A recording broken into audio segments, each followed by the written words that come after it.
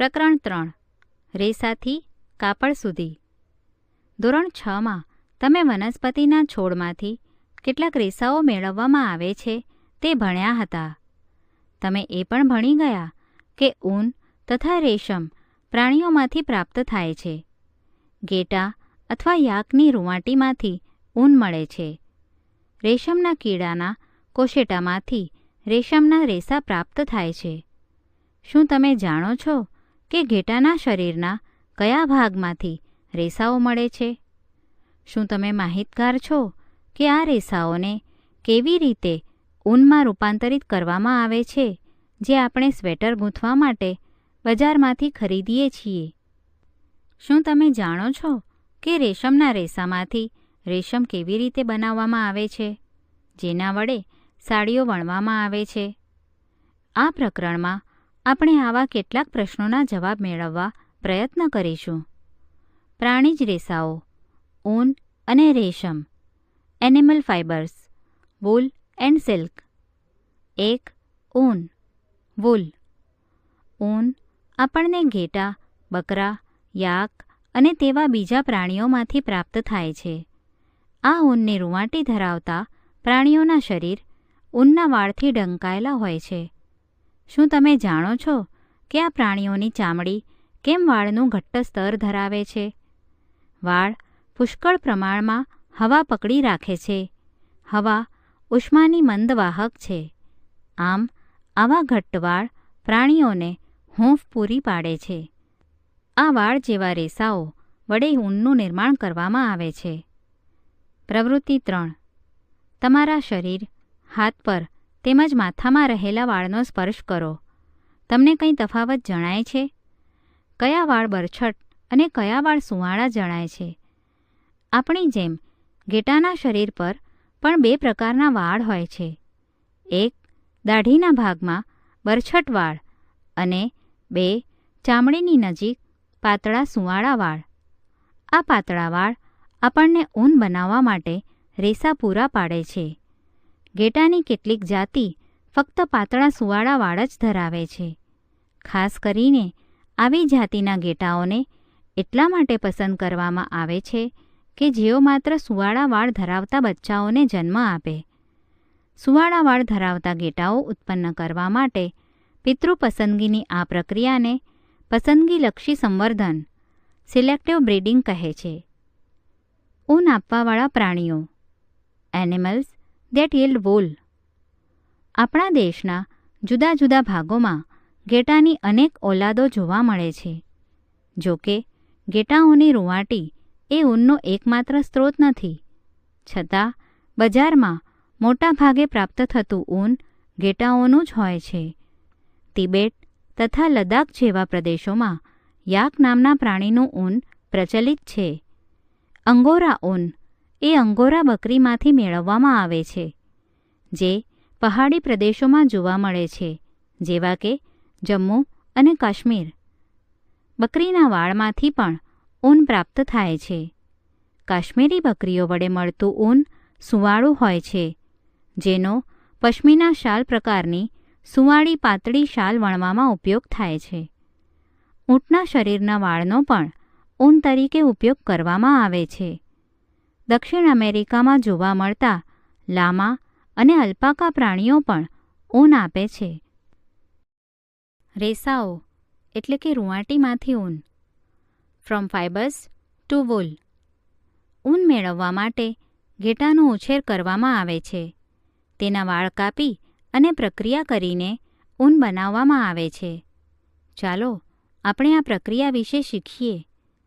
ઘેટાનું પાલન અને સંવર્ધન.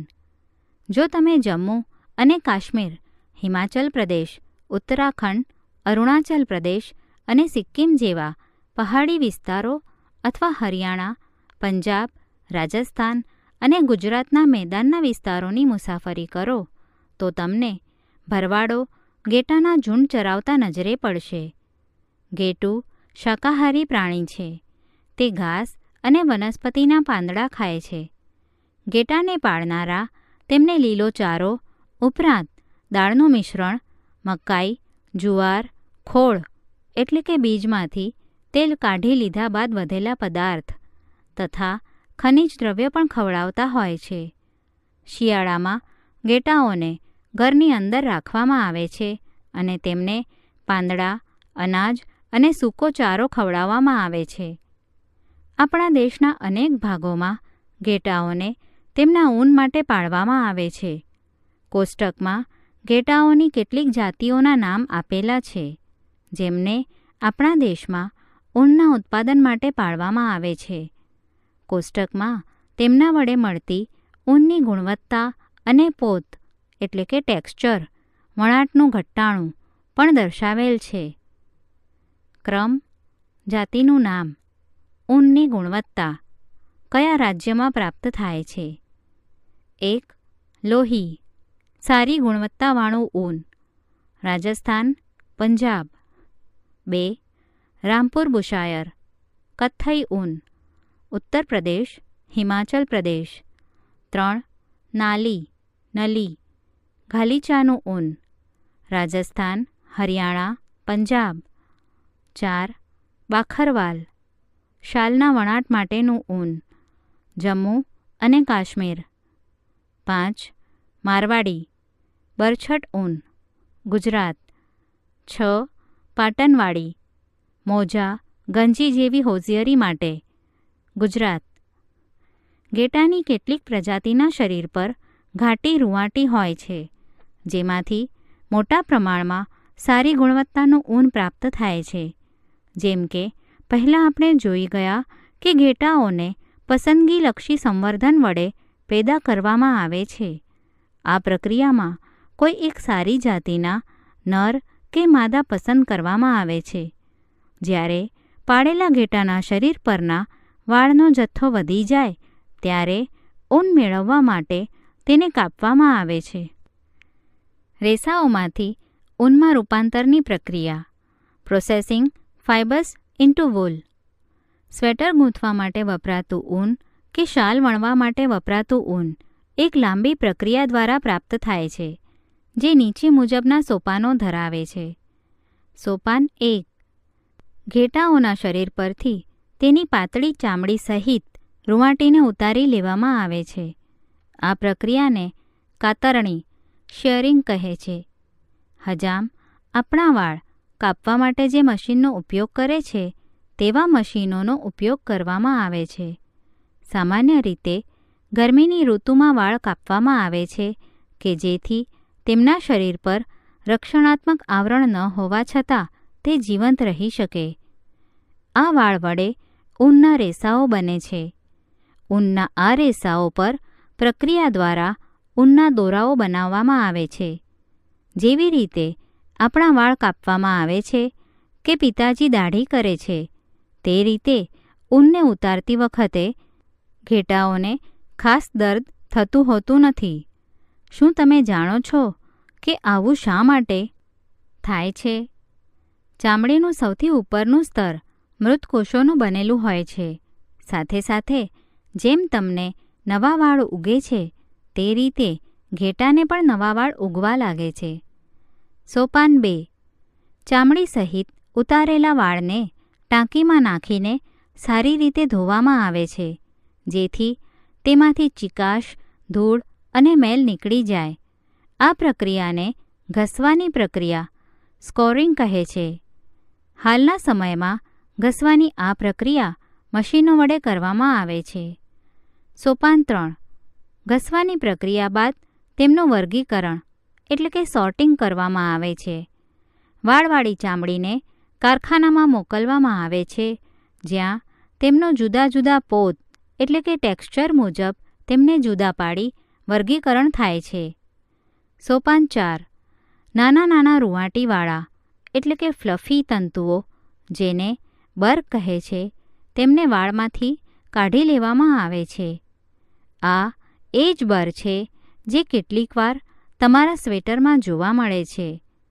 રેસાઓ પર ફરી ઘસવાની પ્રક્રિયા કરીને તેમને સૂકવવામાં આવે છે. હવે આ ઊન દોરાઓ બનાવવા માટે તૈયાર હોય છે. સોપાન 5.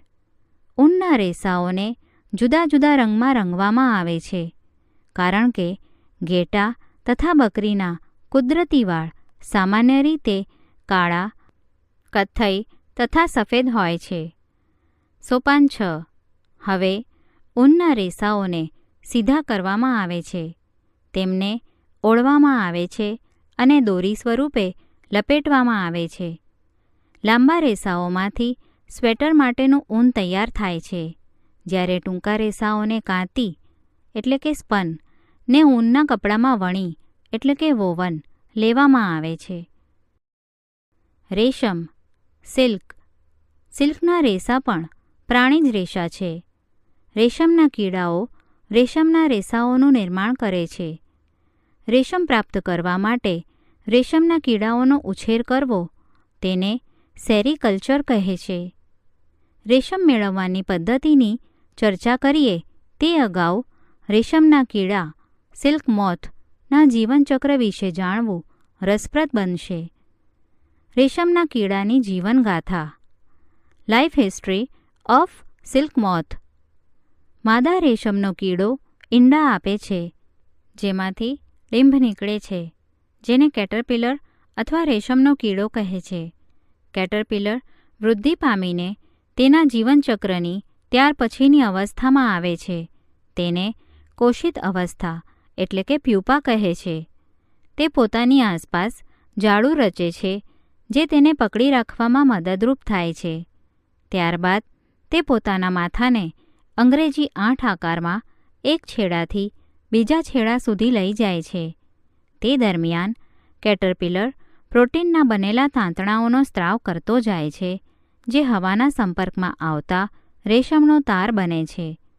ઝડપથી કેટરપિલર આ રેશમના તાર વડે પોતાની જાતને ઢાંકી દે છે અને તે પ્યુપામાં રૂપાંતરિત પામે છે. આ ઢાંકવા માટેના આવરણને કોશેટો એટલે કે કોકૂન કહે છે. પ્યુપાનો હવે પછીનો વિકાસ આ કોશેટોમાં જ થાય છે અને તે પતંગિયામાં રૂપાંતર પામે છે. રેશમના તારનો ઉપયોગ રેશમના વસ્ત્રો બનાવવા માટે થાય છે. તમે કલ્પના કરી શકો છો કે રેશમનો નરમ તાંતણો સ્ટીલના તાર જેટલો મજબૂત હોય છે. રેશમના કીડાના કોશેટામાંથી રેશમના દોરા મેળવવામાં આવે છે. રેશમના કીડાઓના ઘણા પ્રકારો છે, જેઓ એકબીજા કરતાં જુદા તરી આવે છે અને તેમના વડે મળતા રેશમના તાર, પોત એટલે કે ટેક્સચર, બરછટપણા, લીસાપણા તેમજ ચમક વગેરેમાં જુદા જુદા હોય છે. આમ ટસર સિલ્ક, મૂંગા સિલ્ક, કોસા સિલ્ક વગેરે જુદા જુદા પ્રકારના રેશમના કીડાઓમાંથી રેશમના તાર વડે મેળવાય છે. સૌથી સામાન્ય રેશમનો કીડો એ મલબેરી રેશમનો કીડો મલબેરી સિલ્ક મોથ છે. આ કીડાના કોશેટામાંથી મળતો રેશમનો તાર મુલાયમ, ચમકદાર અને લચકપણું ધરાવતો હોય છે અને તેને જુદા જુદા રંગમાં રંગી શકાય છે. રેશમના કીડાઓનું પાલન અને ઉછેર એ ભારતનો અતિ પ્રાચીન વ્યવસાય છે. વ્યાપારી ધોરણે ભારત બહોળા પ્રમાણમાં રેશમનું ઉત્પાદન કરે છે. ભારતમાં સ્ત્રીઓ વિવિધ પ્રકારના ઉદ્યોગો જેવા કે રેશમ ઉત્પાદન વગેરે સાથે સંકળાયેલી છે, જેમાં રેશમના કીડાઓને પાળવા, કોશેટામાંથી રેશમ વણવું અને કાચા રેશમનું રેસાઓમાં રૂપાંતરણ વગેરેનો સમાવેશ થાય છે, જેથી કરીને તેઓ દેશની આર્થિક વ્યવસ્થામાં પોતાનું યોગદાન આપે છે. ચીન રેશમના ઉત્પાદનમાં અવ્વલ છે. ભારત પણ રેશમ ઉત્પાદન કરતા દેશોમાં ટોચનું સ્થાન પામેલ છે. કોશેટામાંથી રેશમ સુધી, ફ્રોમ કોકૂન ટુ સિલ્ક. રેશમ મેળવવા માટે રેશમના કીડાનો ઉછેર કરવામાં આવે છે. તેમના કોશેટાને ભેગા કરીને રેશમના તાર મેળવવામાં આવે છે. રેશમના કીડાનું પાલન. રેરિંગ સિલ્કવર્મ. કોઈપણ માદા રેશમનો કીડો એક જ વારમાં અનેક ઈંડા આપે છે. આ ઈંડાઓને સાવધાનીથી કપડાની પટ્ટીઓ અથવા કાગળ પર સંગ્રહ કરીને રેશમના કીડા પાળનારને વેચવામાં આવે છે. રેશમના કીડા પાળનાર તેમને અનુકૂળ તાપમાન તથા ભેજયુક્ત વાતાવરણમાં સ્વાસ્થ્યપ્રદ અવસ્થામાં રાખે છે. ઈંડાઓને હૂંફાળા અનુકૂળ તાપમાને રાખવામાં આવે છે, કે જેમાંથી ડીંભ બહાર નીકળી આવે. આવું ત્યારે જ કરવામાં આવે છે કે જ્યારે શેતુરના ઝાડ પર નવા પાંદડા આવતા હોય. ડીંભ, જેમને રેશમના કીડા કે કેટરપિલર કહે છે, તે રાત દિવસ શેતુરના પાંદડા ખાઈને ખૂબ જ મોટા બની જાય છે. ડીંભને શેતુરના તાજા તોડેલા પાંદડા સાથે વાંસની ટ્રેમાં રાખવામાં આવે છે. 25 થી 30 દિવસ પછી રેશમના કીડા ખાવાનું બંધ કરી દે છે અને વાંસની બનેલી ટ્રેના સૂક્ષ્મ ખાનાઓમાં જતા રહે છે. આ માટે ટ્રેમાં નાના ખાના કે ડાળીઓ રાખવામાં આવે છે, જેના પર કોશેટાઓ ચોંટી જાય છે. રેશમના કીડાઓ કોશેટો બનાવે છે, જેમાં પ્યુપાનો વિકાસ થાય છે. રેશમ બનાવવાની પ્રક્રિયા. Processing silk. રેશમના તાર મેળવવા માટે ઢગલાબંધ કોશેટાનો ઉપયોગ કરવામાં આવે છે. કોશેટાઓને તડકામાં અથવા પાણીમાં ઉકાળવામાં આવે છે. આ ક્રિયામાં રેશમના તાર અલગ પડી જાય છે. રેશમના સ્વરૂપમાં ઉપયોગ કરવા માટે કોશેટાઓમાંથી રેશમના તાર કાઢ્યા પછી તેમાંથી દોરો કે પાતળા વણેલા તાર બનાવવાની પ્રક્રિયાને રેશમની રીલિંગ પ્રક્રિયા કહે છે. આ રીલિંગ પ્રક્રિયા ખાસ પ્રકારના મશીનો વડે કરવામાં આવે છે. ત્યારબાદ રેશમના તારને કાંતવામાં આવે છે, જેના વડે રેશમના દોરા પ્રાપ્ત થાય છે. વણકરો આ રેશમના દોરા વડે રેશમના કપડાં વણે છે.